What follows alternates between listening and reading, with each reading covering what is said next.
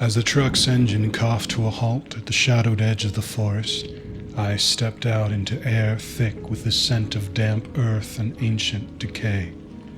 Massive trees arched overhead like silent sentinels, guarding secrets long buried in the underbrush. I'm Callum Harlan, a logger pushing 45 with calluses on my hands that tell the story of a life spent in the timber trade. I grew up in a sleepy town in the Pacific Northwest, where the rain never quits, and the woods are more family than the folks back home. I got into this line of work young, right after high school, to put food on the table for my wife, Gabriella, and our 2 kids, Zariah, who got her mother's sharp wit, and little Ben, who's already begging to come out on jobs with me. It's honest labor, tearing into the earth to harvest what it gives, and I've always tried to do it with respect, knowing the land's got limits, even if the bosses don't. This time, we'd been hired for a hefty paycheck to clear a section of old-growth forest in a spot so remote it might as well be another world. My crew's a solid bunch. Mike, my best friend since childhood, a steady 30-something with a wife and baby, always cracking jokes when the work gets brutal. Tim, the wide-eyed 20-something newbie, eager to swing an axe and prove his mettle. Hank, the grizzled 60-year-old old-timer with more scars and stories than the rest of us combined, his beard as rough as the bark we cut. And the brothers, Sam and Dave, local tough guys with superstitions thicker than the dawn fog, always muttering about signs and omens. We unloaded the gear and set up camp under those towering giants, their trunks wider than a man could wrap his arms around, branches knitting together so tightly the sunlight barely trickled through in weak, mottled patches. The underbrush was a tangled mess, untouched and wild, as if it'd been waiting centuries for intruders like us. No cell signal out here, no roads for miles, just the endless sound of wind through needles and the distant call of something unseen. It was isolating, sure, but that's the job.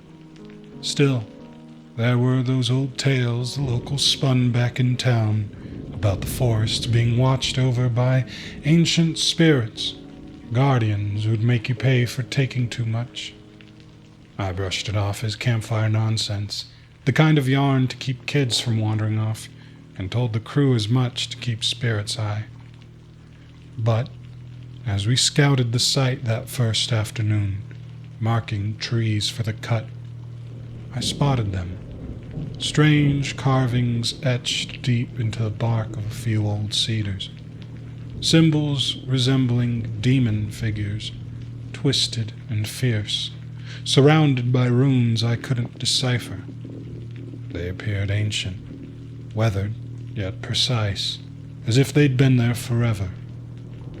They could have been indigenous markings, a hiker's idea of art, or vandalism from bored teens. I ran my fingers over one, feeling the grooves bite into my skin, and for a split second, the forest seemed to hold its breath. Unsettling, sure, but nothing a good day's work wouldn't shake off. We had trees to fell, and the sooner we started, the sooner we'd head home with full pockets. We got to work the next morning, chainsaws roaring to life as we tackled the first stand of trees. The forest thrummed with the symphony of our labor, the high-pitched whine of blades slicing through bark, the rhythmic thud of axes embedding into trunks, and the occasional crack like gunfire as branches snapped under their own weight. The air hung thick with the sharp tang of sawdust and fresh sap, mingling with the earthy scent of damp soil and pine needles underfoot. Sunlight filtered through the canopy in golden shafts, illuminating motes of dust dancing in the breeze. That familiar rush surged through us, the kind that made you feel invincible. The ground-shaking crash of a giant falling, like thunder rolling through the valley, sending vibrations up through our boots and into our bones. It was the thrill of taming the wild, turning chaos into order, tree by tree. Mike and I shared a grin over thermoses during a break, steam rising from the hot coffee like ghosts in the crisp morning air. We leaned against a felled log, the rough bark digging into our backs, and swapped stories about our kids. His boy starting Little League, my Zariah learning to ride her bike without training wheels, and little Ben's endless questions about the stars. Laughter came easy, cutting through the distant hum of idling machinery. Tim, the youngest at 22, whooped like a kid on his first hunt, face flushed with excitement as he proved his mettle with every axe swing. He was all energy, muscles straining under his flannel shirt, sweat beads tracing paths down his dirt-streaked forehead. Even Hank, the grizzled veteran with salt and pepper beard and perpetual scowl, grumbled about the old ways being better. No fancy chainsaws, just raw muscle and sharp steel. But I caught him cracking a smile when Tim hauled a massive branch single-handedly. It felt good, like we were kings of this wild domain, masters of the untamed wilderness, stretching around us in an endless sea of green. By midday, we'd felled a dozen smaller trees, stacking them neatly, the resin scent intensifying with each cut. But then we hit the big one. A massive oak at the heart of the grove, its canopy blotting out the sky like a living umbrella.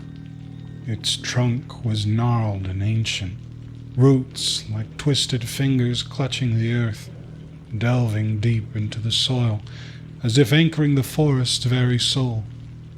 This wasn't just a tree. It felt like the grandfather of them all, standing defiant amid the stumps of its kin. I revved my chainsaw, the engine's growl carrying off the surrounding trunks, and plunged the blade into the base. Wood chips fell like shrapnel, the vibration rattling my arms up to my shoulders. It bit in deep, and suddenly it screamed against something unyielding, metal on stone, a grating screech that set my teeth on edge. I killed the engine, wiped sweat from my brow, and knelt to inspect. Brushing away the dirt and sawdust, I uncovered a buried stone altar, weathered and moss-covered, etched with those same demon runes from the carvings we dismissed. The symbols seemed to pulse faintly, a subtle glow that made my skin crawl, as if they were alive, breathing in the exposed air. The crew gathered round, murmuring in confusion. "What the hell is that?" Tim asked, his voice laced with awe. Mike prodded it with his boot, but Hank hung back, eyes narrowing. I tried to laugh it off, but unease hung in the air, a chill wind cutting through the sun's warmth. We finished the cut anyway, couldn't leave a job half done. The oak groaned like a dying giant, creaking in protest as it toppled, crashing to the ground with earth-shaking force, sending birds scattering in a flurry of wings and panicked cries. Dust billowed up, and then, from the crater where the roots had torn free, thick fog boiled out like steam from a fissure. It swallowed the sunlight in seconds, turning the vibrant forest into a gray haze, visibility dropping to arm's length. The air grew heavy, damp, and cold, carrying a scent that wasn't sawdust or sap, something older, more primal, like the earth's breath exhaling a long-held secret. We stumbled back, coughing into our sleeves, eyes watering from the sudden murk. The fog clung to our clothes, soaking through flannel and denim as silence fell over the grove, broken only by our ragged breaths. The crew laughed it off at first, Mike joking we'd woken the dead as he clapped me on the back, his voice too loud and forced. Tim whooped again, but it rang hollow. Hank just stared into the mist, his face pale under the grime. We called it a day early, packing up tools with hurried hands, the fog nipping at our heels like an insistent hound. A chill settled in my bone as we trudged back to camp, like eyes were boring into me from the mist, unseen watchers judging our every step. The forest, once a familiar workplace, now felt alien, the trees looming as shadowy sentinels in the gloom. That night around the campfire, flames cast dancing shadows on our faces, and the air crackled with tension. The fire popped and hissed, its flickering light twisting our features into grotesque masks, elongated noses, hollow eyes. We huddled close, the warmth a fragile barrier against the encroaching dark. Hank leaned in, his voice a rasping murmur cutting through the night sounds, the distant hoot of an owl, the rustle of leaves in the wind. "Heard this back in my young days," he said, his breath reeking of cheap whiskey from his flask. "Forest's got a guardian spirit, a monster tied to the land. Been here since before the white man came, maybe before the natives too. It's a beast thing, protector of the wild. Wakes up when fools like us take too much, disturb the sacred spots. Turns men primal, strips away the civilized skin, makes them pay for the blood on their axes." His eyes gleamed in the firelight, reflecting the dancing flames like embers in a forge. We chuckled, called it bunk. Mike slapped his knee, Tim rolled his eyes. But the laughter died quickly, swallowed by the oppressive night. Sleep didn't come easy.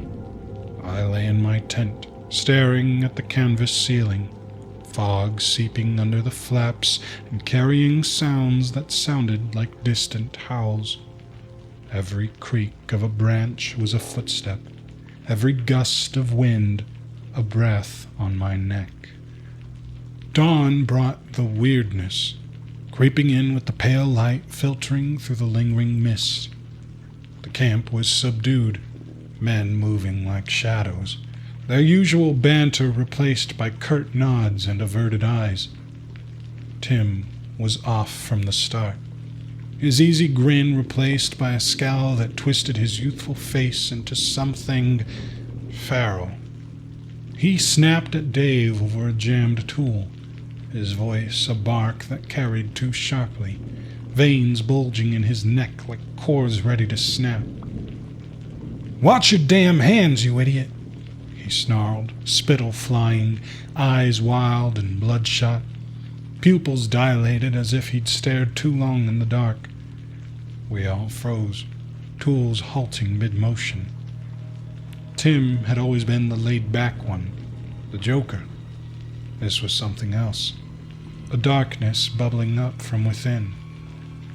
He swung his chainsaw like a madman all morning, ignoring every safety rule we drilled into him, the blade whirring too close, its teeth a blur of death inches from our limbs. The engine's roar grew louder, more aggressive, as if feeding on his rage. Sweat poured down his face, matting his hair as he muttered venomous words lost in the din. By afternoon, it escalated. He turned on Sam, lunging with a blood-chilling snarl, chainsaw raised like a weapon rather than a tool. Trees. They scream for revenge, he ranted, his voice cracking into a guttural growl. You loggers, defiling their home, cutting them down like animals, you'll pay, all of you. His eyes were glassy, unfocused, as if seeing visions of vengeance in the swaying branches. We tackled him in a frenzy, boots slipping on the muddy ground, hearts pounding as we wrestled the saw from his grip. He thrashed like a wild animal, stronger than he had any right to be, teeth bared in a snarl that showed too much white. We tied him down with ropes from the gear, securing him to a stump, blaming heat stroke or exhaustion, maybe dehydration from the fog or bad water from the stream. But deep down, I knew it was more. As leader, this was on me, my call to push into that grove.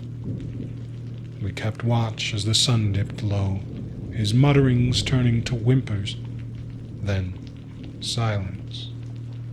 That night, under a moon shrouded in clouds, he snapped his ropes with impossible strength, fibers fraying like paper, and vanished into the dark, his silhouette melting into the trees like smoke.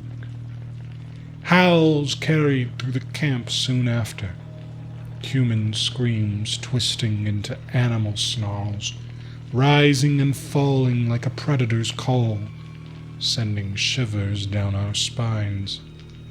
We searched until exhaustion claimed us, flashlights cutting futile beams through the fog, finding nothing but tracks that looked wrong, too big for a man, too clawed for any beast we knew, imprinted deep in the soft earth as if something heavy and unnatural had passed. My gut twisted into knots. I'd led these men here, promised them safety and a paycheck, and now the forest was claiming them one by one. Hank went next, the change coming on slowly but inexorably, like a storm building on the horizon. By midday, he growled low in his throat, pacing like a caged wolf around the campfire pit, his boots carving furrows in the dirt. His hands trembled as he obsessively sharpened his axe, the whetstone rasping against the blade until it gleamed like a sliver of moonlight, its edge honed to split hairs. The grating sound set everyone's nerves on edge. His eyes, usually sharp with experience, were clouded now, darting to the tree line as if expecting an attack.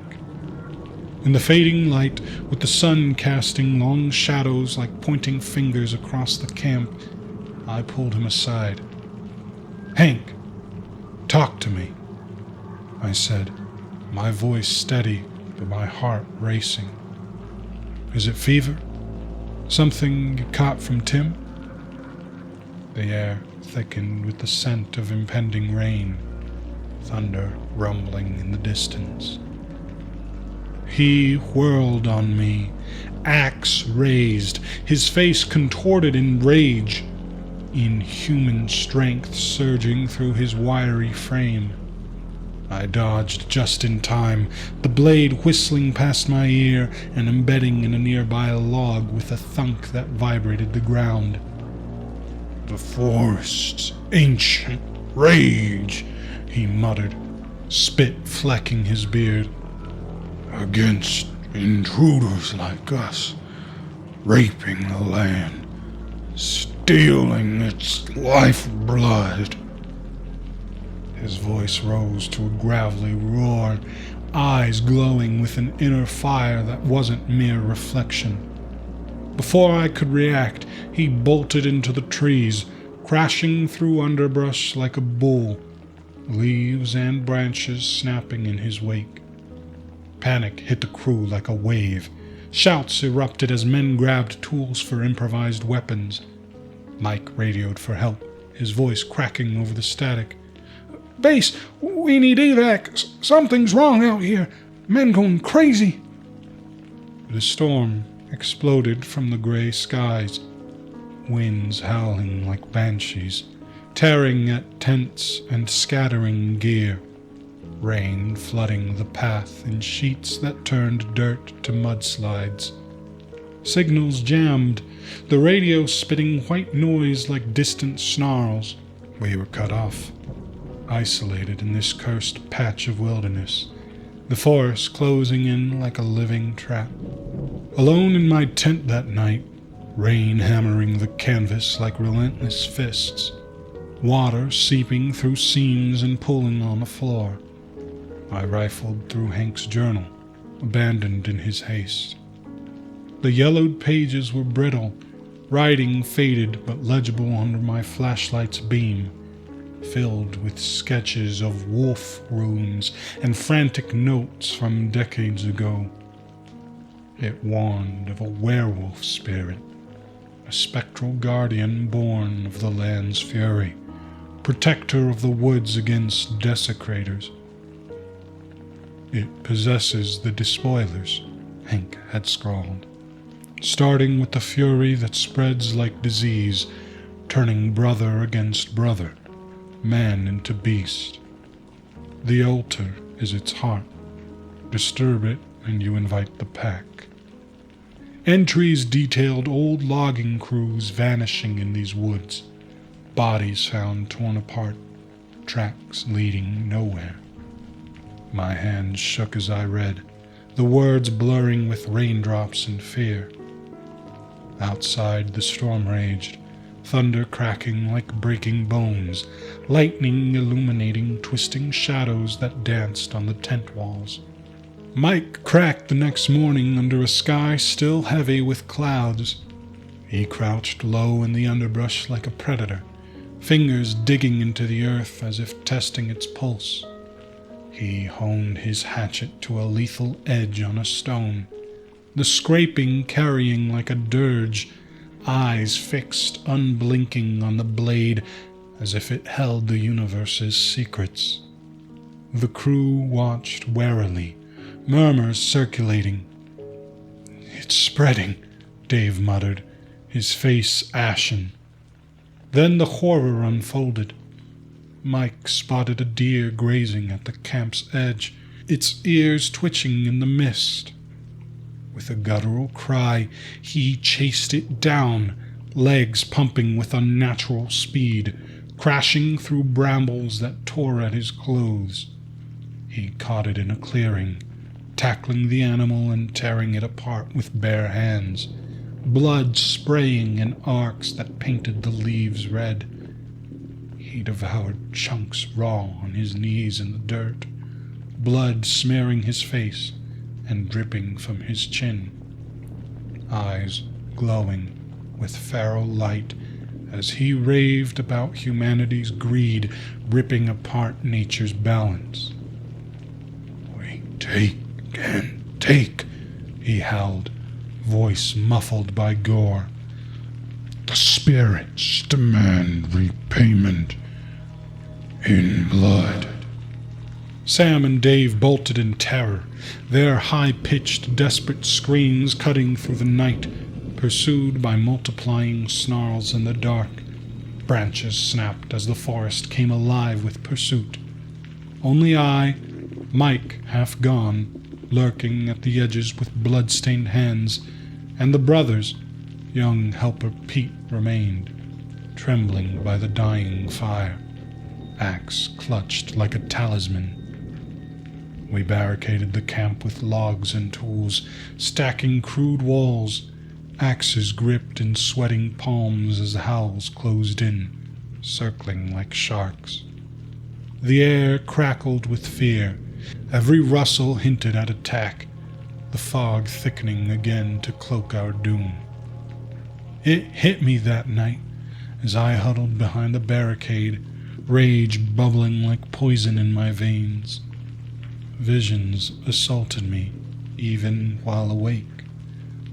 loping through the underbrush on all fours, muscles ripping under fur, the spirit's hunger to punish deforestation flooding my mind, urging me to join the pack and tear down the invaders scarring the earth. My hands itched to grip an axe not for wood, but for flesh. My teeth ached to bite. I fought it, clinging to memories like lifelines. Gabriella's warm, loving smile back home, the way she'd kiss me goodbye before a job, the kids' laughter, Zariah's gap-toothed grin as she planted saplings on our camping trips, Ben's wide-eyed wonders at the forest's beauty. I taught them to respect the wild, to give back what we took, planting a tree for everyone felled, leaving no trace. But the spirit murmured otherwise, its voice a growl in my skull. We are the despoilers, and the land demands blood.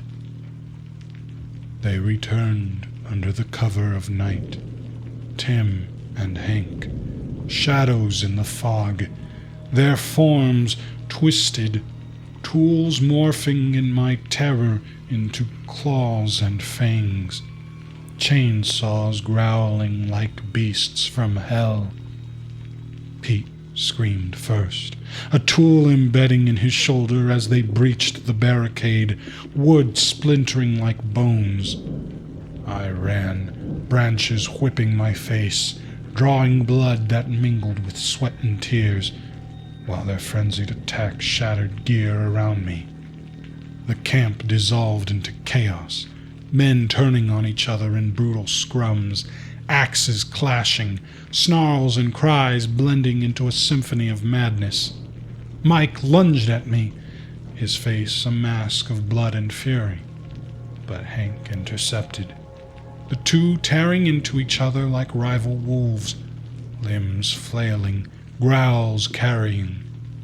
I fled deeper into the forest, breath ragged, heart thundering as the fog parted just enough to guide me back to the altar.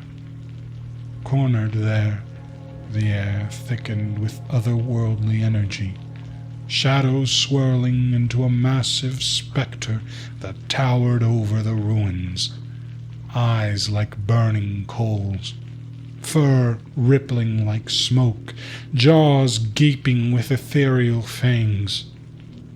It merged with their twisted forms, creating a grotesque hybrid of man and monster, limbs elongating, faces morphing into muzzles, tools fusing with claws.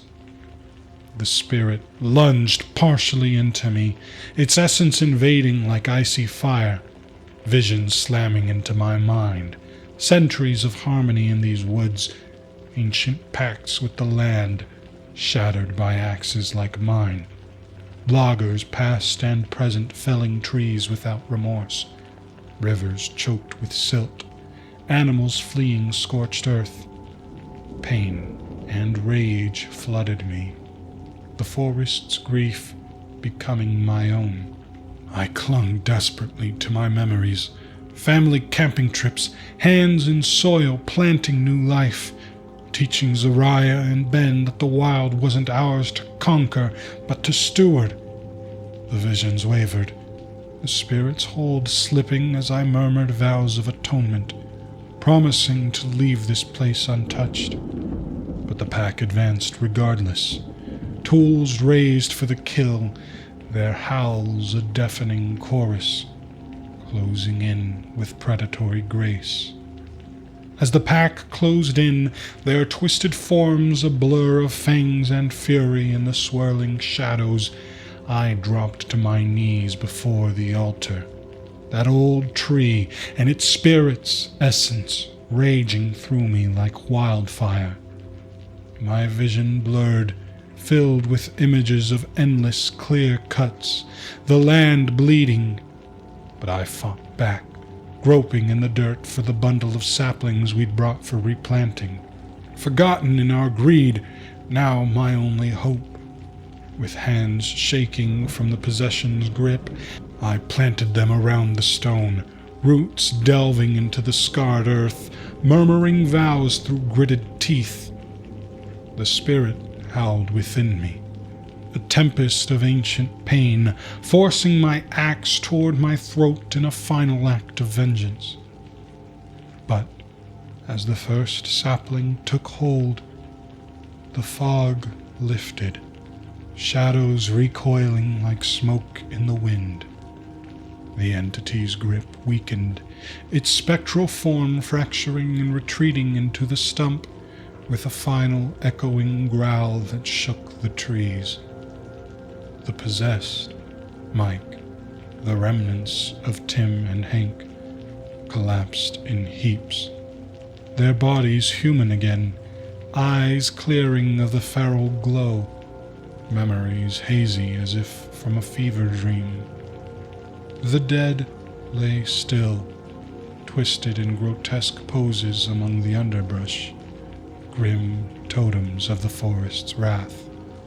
Sam and Dave's screams silenced forever, their forms marred by claw-like wounds no human hand could have made. Dawn broke as the storm cleared, the sun piercing the canopy in the same mottled patches I'd seen on our arrival.